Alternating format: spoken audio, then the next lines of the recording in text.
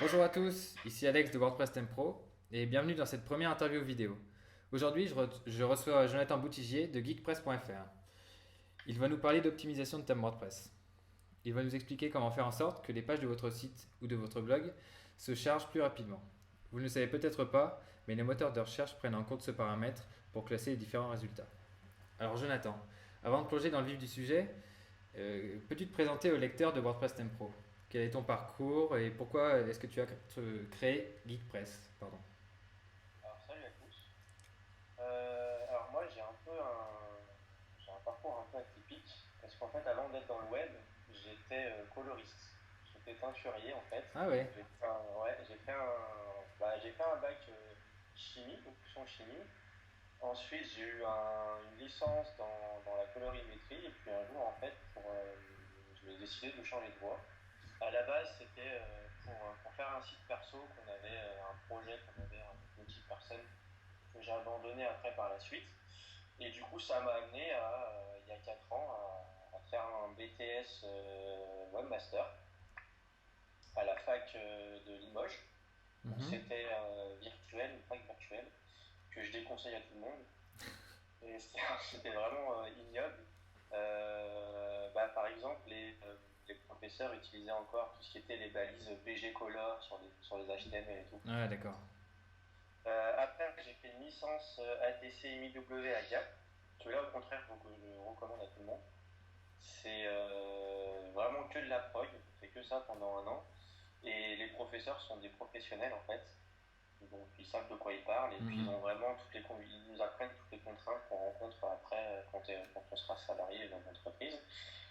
Et ensuite, j'ai fait un master 1 information et communication à Ingé Média qui est censé, avec laquelle on est censé devenir chef de projet, ce qui est totalement faux à la fin.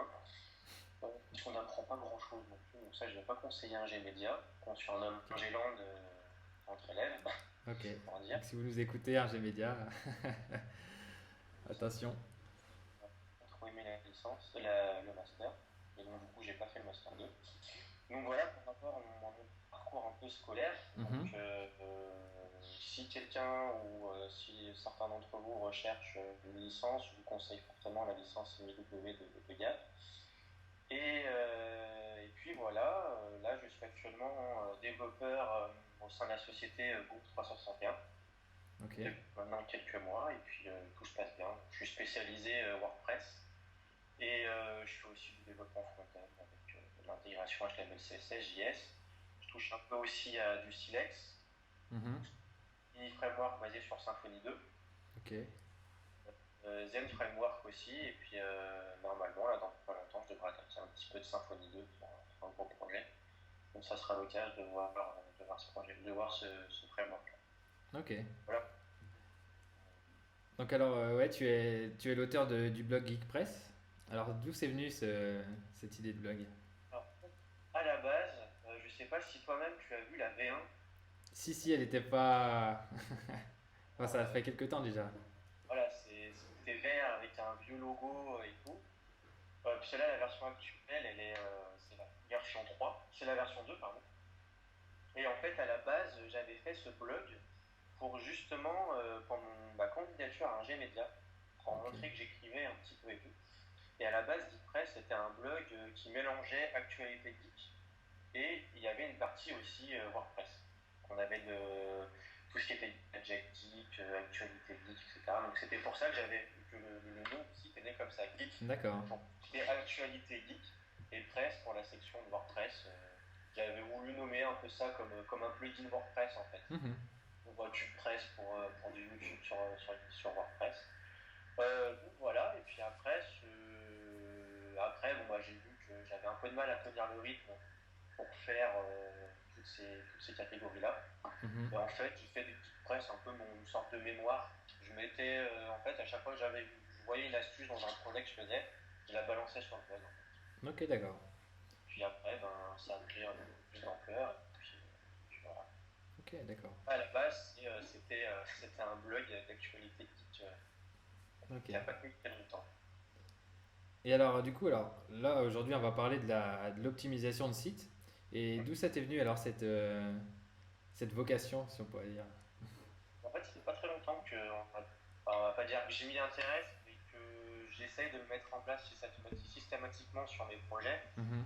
Alors, après, je sais pas si ce que je mets en place, c'est tout ce qu'il faut faire ou pas. Donc, je pense qu'il y a d'autres choses à faire, tout ce qui est par exemple euh, personnalisation, enfin customisation du serveur. Parce que moi, au niveau du serveur, je suis vraiment une tige, je sais pas faire grand chose. Installer Nginx ou Varnish, je connais toutes ces choses du nom, mais je ne saurais pas les installer à l'heure actuelle. Mais ça m'est venu, en fait, c'était sur un projet, j'avais du temps et j'ai fait un peu de bidouille. Et en faisant de la recherche aussi, j'ai vu que ça avait de l'influence en fait par rapport à Google. Que Ouais, Google ouais. prenait en compte le temps de chargement du site pour faire les SERP, les résultats sur les. Ouais, c'est ça. Donc à partir de ce moment-là, j'ai commencé à les mettre en place. Parce que bon, Google, si on veut être visible, enfin, voilà, Google c'est notre ami. Qu'on l'ait ou qu'on n'aime pas, on est obligé de faire avec lui. Il Hein, vaut mieux que ce soit notre ami, justement. qui nous a des visiteurs, donc on doit le bichonner. Hein, donc on doit aller dans son sens. Donc voilà, c'est plus par rapport à Google en fait. Voilà. Ok, d'accord. Bon, quand on regarde un peu sa façon de penser, lui, Google pénalise un site parce qu'il se dit que si le site met 4 secondes à charger, le visiteur il a fait ce qu'il faut. C'est clair. Autant charger ça donc possible pour que le client Mhm. reste sur le site tout Alors, simplement. justement, quels outils utilises-tu pour mesurer la vitesse de chargement des Alors, sites que pour tu développes? regardez mes favoris parce qu'ils sont un favori. Donc Ok. il y a le fameux GTmetrix. Ouais. En fait, j'utilise quasiment que des sites, hein. Je n'utilise pas le logiciel. Je ne sais pas si on a à l'heure actuelle. Mhm. Moi, je passe pour le moment avec des sites et puis avec le Firebug Ouais. et le même type de Firebug qu'il y a sur Chrome, qui ont aussi des analyses. Donc GTmetrix, j'ai Pingdom Tools aussi, qui est Ouais. pas mal. Et, On redonnera les sites pour ceux qui écoutent. Je les mettrai en dessous de la vidéo. de mémoire, c'est Ah, Webpage Test.org. Donc voilà, j'utilise D'accord. ces trois-là pour un petit peu analyser mes pages. Et j'utilise aussi deux plugins qui sont Islo de Yahoo Ouais. et de Google. Ok. D'ailleurs, par rapport à PageSpeed et à Islo, il ne faut pas trop aller à la course des scores parce qu'on peut très bien avoir 99% sur 100 de PageSpeed et que la page mette une seconde à charger. D'accord. Ok. Donc, il Voilà, faut faire un et mix de tous les outils et essayer d'harmoniser ça au mieux. uniquement sur score de Islo et PageSpeed. Ok. Faut plus se fier au temps de chargement. Si lui, parce des fois, on peut très bien avoir des 99% et avoir 4 secondes de chargement sur le résultat. Ok. Donc alors, justement, qu'est-ce que tu conseillerais quelles sont les mesures que tu conseillerais, les premières mesures à prendre lorsque l'on développe un site? Qu'est-ce que tu entends par mesure? Quel Bah, élément on doit. ouais, qu'est-ce que tu optimiserais en premier? Alors, en premier, c'est les images. Ouais, Toujours en premier, j'optimise les images. Parce que les images, c'est ce qu'il y a de plus lourd dans une page HTML. ouais, C'est c'est ce qu'il y a clair. de plus lourd, donc c'est ce qui met le plus de temps à charger. Donc, c'est la première chose que j'optimise. Alors, ça, pour se faire, ça commence dès Photoshop en fait. Mhm. Donc, par exemple, pour une image en JPEG, au lieu de la compresser par exemple à 90% de qualité, on peut très bien aller jusqu'à soit 50 ou même des fois 40% de qualité et on peut gagner 50% voire 75% de la taille rien qu'en faisant ça. Ok. Alors on va perdre un peu de qualité c'est sûr, mais certaines fois à l'œil nu ça se voit quasiment Ouais, pas. visuellement, ça se voit pas. Voilà quoi. Donc, et c'est vraiment déjà là la base, on peut facilement, comme je vous dis, de gagner entre 50 et 75% pour Ok. les JPEG. Et pour les PNG, faut penser au PNG 8. Il n'y a pas que le PNG 24 ou le GIF. Hmm. On Oui, utilise s'ils sont pas forcément transparents, peut-être que.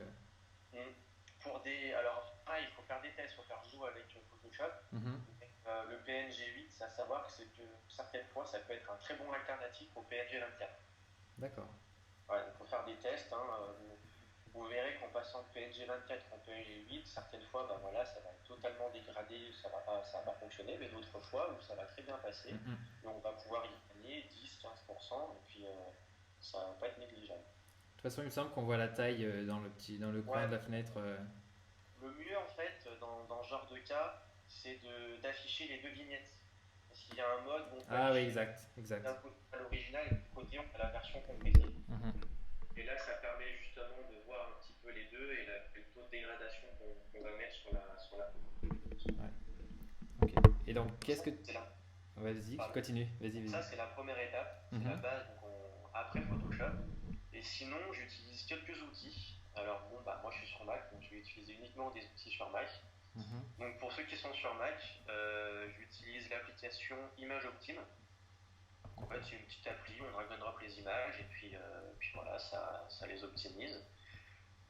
Et ensuite, voilà, j'ai menti, j'utilise pas que les applis, j'utilise aussi un site qui s'appelle TinyPNG. Ok, .fr ou je sais plus, je te donnerai ouais, l'adresse à mettre ça ensuite marche. dans l'article, qui lui est très très fort. J'ai j'ai encore eu des résultats exceptionnels avec cet outil aujourd'hui. Par exemple, j'ai eu une image après exportation de Photoshop, Ouais. elle faisait 850 émaux. Ah d'accord, oui. Mais différentes bidouilles, elle faisait plus que 150 émaux. Ok. Oui, donc c'est assez Et costaud la déjà. qualité, franchement, si on ne sait pas qu'elle a été optimisée, on l'accepte tel quel. Mhm. Donc image optime, Tiny PNG et image alpha. Image alpha, ok. Ou alpha image, je ne me souviens plus, je te donnerai le. Ouais, ouais, on va tout récapituler en dessous de la vidéo. J'utilise cela, qu'est-ce que j'utilise d'autre? J'utilise aussi CodeKit, qui est une appli sur, pareil, sur Mac, hein, désolé pour les Windows ou les Linuxiens, qui pareil permet aussi d'optimiser les images. Donc pour ceux qui ont la chance d'être sur Mac, je fais d'abord Photoshop, ensuite je passe sur Image Optime, Mhm. après Tiny PNG, après je passe sur CodeKit. Ok, et donc après on a une image qui est vraiment optimisée. Après, je reviens sur Image Alpha, qui Image Alpha va utiliser, utiliser Image Optime. Alors c'est un peu un long chemin, Mhm. mais voilà, avec ce chemin-là, on passe d'une image de 850 MO à 150 MO. Ok. Donc j'ai pas le calcul là en tête, mais ça doit bien facilement faire 80%, 80-85% de points en moins. Et la qualité, franchement, Moi c'est... mais à l'œil nu, faut vraiment s'agglutiner dessus, quoi. Ok. Voilà. Donc ça, c'est pour le logiciel que j'utilise au niveau des images. Alors, qu'est-ce qu'on peut faire d'autre aussi à part les images pour optimiser Et les son site images, internet? euh, donc il y a le CSS. Mhm. Au niveau du CSS, moi, ce que j'utilise, ce que je mets en place, c'est ce qu'on appelle la technique du sprite CSS. Ok. Alors pour ceux qui ne savent pas ce que c'est, le sprite CSS, c'est une technique en fait qui consiste à mettre par exemple toutes nos icônes de notre thème dans une seule et même image. Parce qu'il faut savoir en fait qu'une image qui est appelée, c'est une requête HTTP. Et plus on a des requêtes HTTP qui sont appelées par navigateur, et plus la page va mettre de temps à se charger. Donc en fait, c'est de mettre dans un seul fichier tout le code qu'on a dans notre thème. Et du coup, on n'aura plus qu'une seule requête HTTP, et du coup, le site mettra moins de temps à charger. Mhm. C'est ce que tous les bons sites actuels utilisent. Google, Twitter, Amazon, enfin, tout le monde utilise. C'est pas mal en place Ok. actuellement depuis 2 ans, je pense. À peu près 2 ans. Donc ça passe par ça, pour la réduction donc, justement des requêtes HTTP. Et puis, on pourrait croire que le fait pour que l'ensemble de tous les petits fichiers, non, le fichier va être plus léger que si on additionnait le poids de toutes les petites images. Ok. Gagner en termes de poids là. Donc après, on prend, c'est du PNG, donc image optime, tiny PNG, etc. etc. Et Rebelote, ouais. encore plus notre sprite. Et là, on gagne en poids et on gagne en requête HTTP. Mhm. La technique du sprite, donc totalement indispensable. Donc il faudra vous renseigner un petit peu parce que Oui, techniquement ça va être long à expliquer, mais ça va être oui. long à expliquer. Donc c'est plus les mêmes techniques au niveau au niveau de la mise en place en CSS. Donc, Google hein, est notre ami, comme on disait en début de vidéo. Voilà.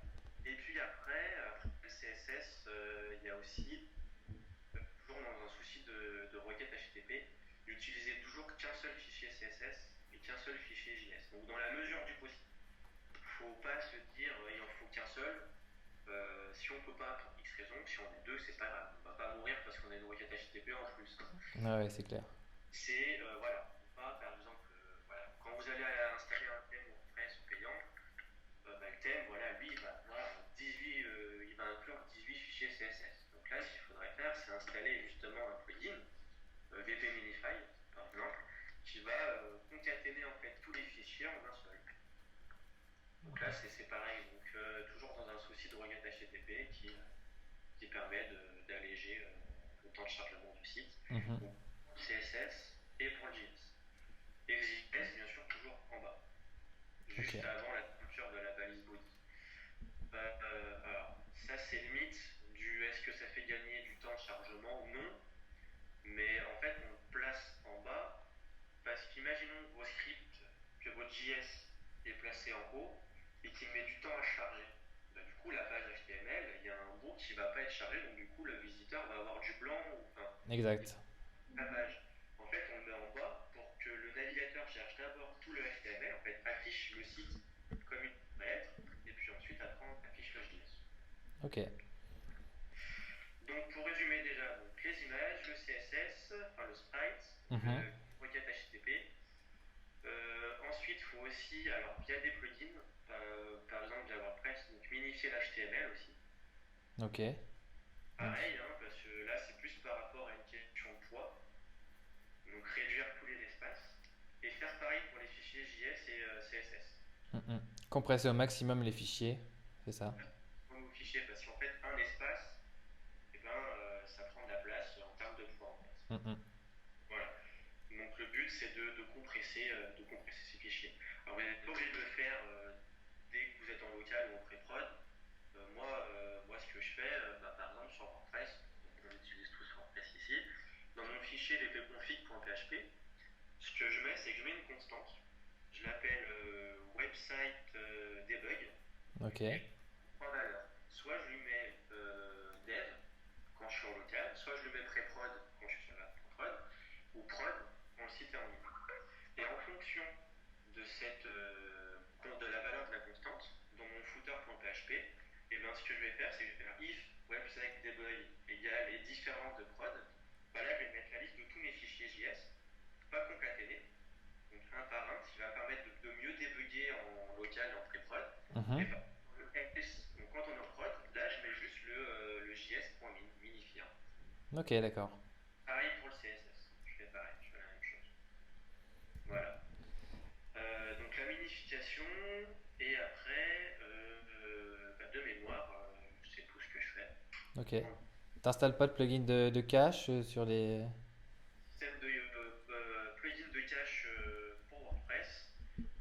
Alors, jusqu'à présent, j'utilisais W3 Total Cache. Mais là, j'ai fait quelques tests et je vais très certainement changer et passer par Super Cache. D'accord, ok. DB Cache Reloaded de Fix. Je connais pas celui-là.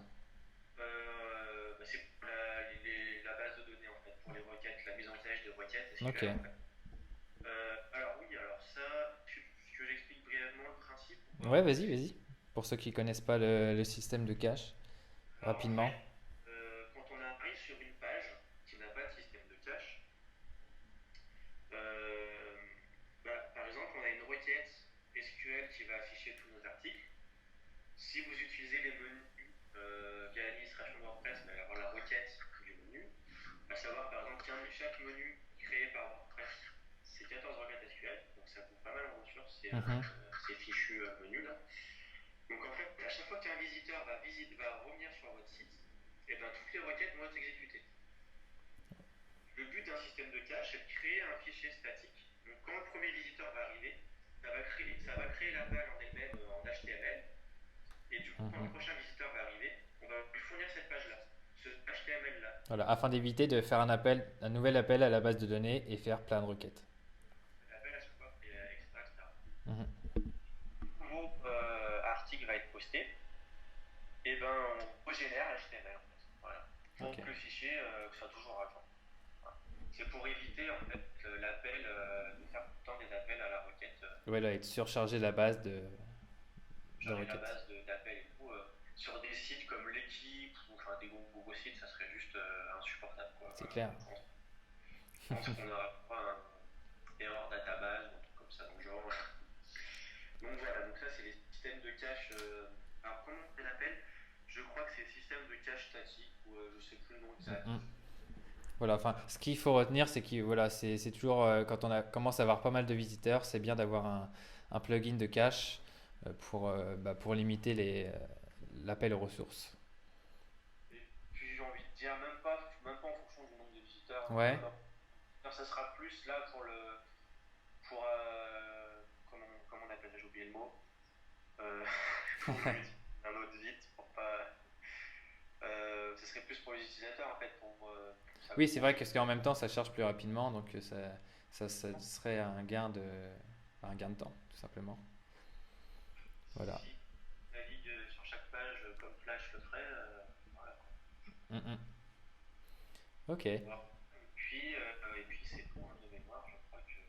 C'est tout ce que voilà, c'est tout ce que tu recommandes en tout cas pour enfin, les premières mesures à mettre en place donc on récapitule. Donc il y a les images, compresser les images, réduire ces fichiers CSS et JS, utiliser les sprites CSS Ouais. pour éviter de charger plusieurs petites images, on n'en charge qu'une seule. Euh, compresser aussi le HTML et un système de cache. Déjà, avec ça, on commence à avoir quelque chose de pas mal. Quelque chose de pas mal. Mhm. Après, bon, bah, on pourrait s'attaquer au serveur. Mais bon, là, c'est pas trop mon domaine. J'essaie justement de m'y intéresser parce que j'ai vu un collègue euh, qui a fait des tests justement sur un WordPress avec Varnish et Nginx et il tombe en dessous des 1 seconde Ok, et sans pouvoir installer un système de cache pour le coup. d'accord. Coupler un système de cache, ça doit être vraiment pas mal à faire. Ouais. Donc après, oui, Pas sur parfait, un mutualisé, après, c'est pas, voilà, c'est pas, on pourra pas. ouais, Voilà. voilà. Je ne pense pas qu'on puisse installer ce genre de choses parce que c'est assez restreint. Par Mhm. contre, un dédié, ouais. Et puis déjà, euh, la seule chose que je peux vous dire par rapport au serveur, c'est que juste en passant d'un mutualisé à un dédié, si le dédié est au minima bien configuré, on peut facilement déjà gagner une demi-seconde. Moi, je me souviens pour Geekpress, Ouais. passer d'un mutualisé à un dédié, j'ai rien changé au code, hein. Je l'ai juste déplacé d'un serveur mutualisé à un serveur dédié. Mhm. J'ai gagné plus d'une demi-seconde de temps de chargement. Ok. Donc pareil, un Google, un serveur. Voilà. Donc, Pas oui, et mal. serveur Linux aussi, parce que j'ai déjà eu des lecteurs qui s'étaient trompés, qui avaient pris un hébergement Windows. Donc, voilà, c'est bien un serveur Linux. Petit Linux, voilà. Voilà. Et ben donc, merci pour toutes ces infos, Jonathan. Et bah, pour finir, je vais te laisser la parole parce que tu viens de publier quelque chose qui est aussi très intéressant pour les utilisateurs de WordPress. Et bah voilà, j'aimerais que tu en parles au lecteur de WordPress Theme Pro.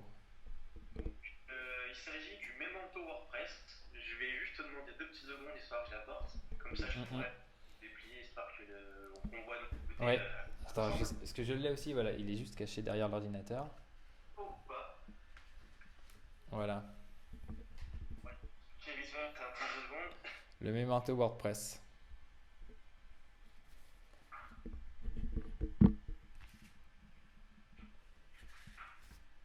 Voilà. Bon, on voit bien. Ouais, ouais.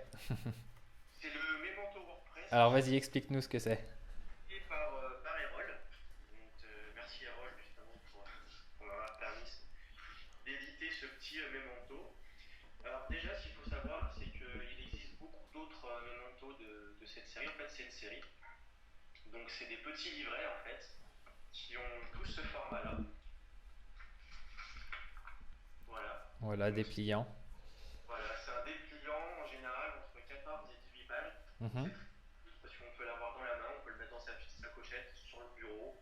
On peut vraiment l'apporter, on peut, voilà, même dans la poche, sur le pliant 2, ça tient. Si on va Euh, coder à la campagne. non, mais c'est vrai que si on est dans le train ou même sur le bureau, hein, moi j'ai toute la série des Memento dans mon bureau, donc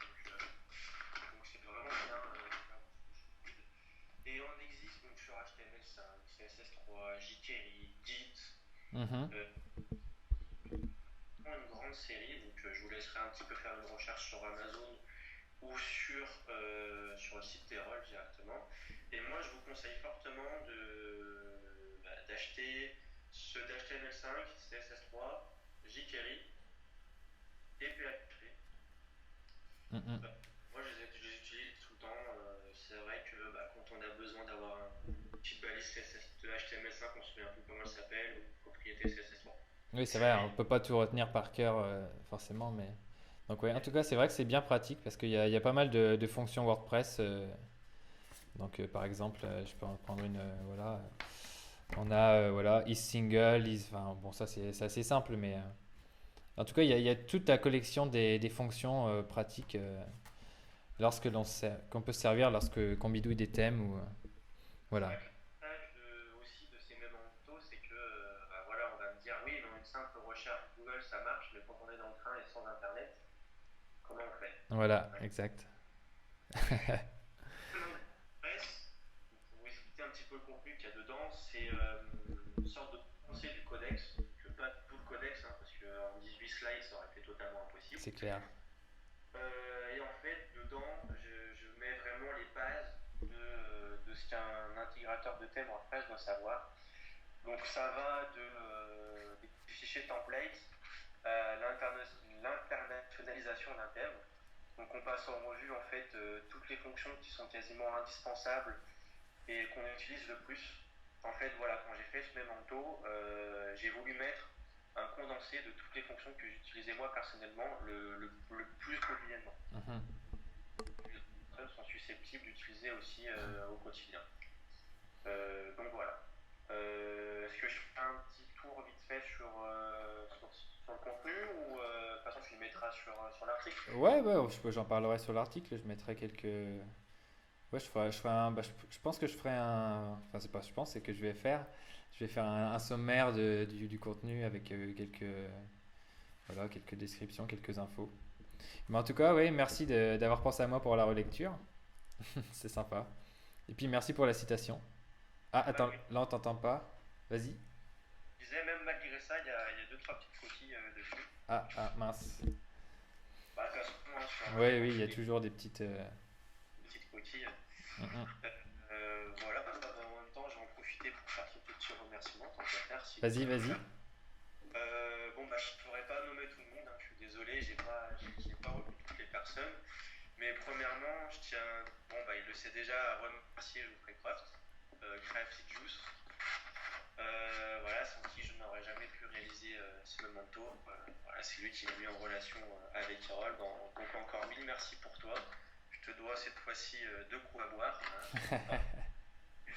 Et puis ensuite à toutes les personnes qui ont pu relire, pardon, donc toi déjà. Merci Mhm. bien. Puis donc Daniel Roche de CO Mix, Julio Potier, mon grand ami Julio Potier, boîte à web, expert sécurité. Si vous ne connaissez pas son site, allez-y tout de suite. C'est clair. Il y a beaucoup Et, de bonnes choses. ou Jouan, je ne sais pas comment ça se prononce, donc excuse-moi Nico par avance. Walter Stéphanie de Lza Création, qui est une collègue de Geoffrey. Et puis à tous les autres, hein, je vais pas. Ok, ça marche. Ok. Eh ben, merci Jonathan d'avoir participé à cette interview. Et donc, en attendant, je vous invite à vous procurer justement le memento de Jonathan. Si vous servez régulièrement de WordPress, on peut dire que c'est un indispensable. Et donc, merci d'avoir regardé cette vidéo. Et puis, à très bientôt sur WP Trend Pro.